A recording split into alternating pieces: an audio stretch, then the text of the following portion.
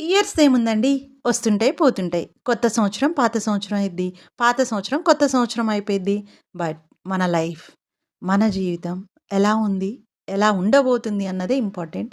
నేను every new ఇయర్‌కి పక్కా ఒకటి కోరుకుంటానండి. అదేంటి అంటే, దేవుడా నా లైఫ్‌లో పెద్దగా చేంజెస్ అండ్ మెరుపుల్లాంటి మార్పులేం నాకు అవసరం లేదు. అలాంటి చేంజెస్ ఏమొద్దు. బట్ ఇప్పుడున్న నా లైఫ్‌కి కొంచెం బెటర్‌గా ఉంటే చాలు అని మాత్రం నేను కోరుకుంటానండి. అండ్ అందరూ బావుండాలి. అందులో నేనుండాలి. అలా అన్నీ అంతా మంచిగా జరగాలి అంటే ఆ దేవుళ్ళ, దేవతల బ్లెస్సింగ్స్ మనకి ఉండాలి అనేది నేను బలంగా నమ్ముతాను. సో, ఈరోజైతే నేను శ్రీ లక్ష్మీ నరసింహస్వామి వారిని దర్శించుకున్నానండి.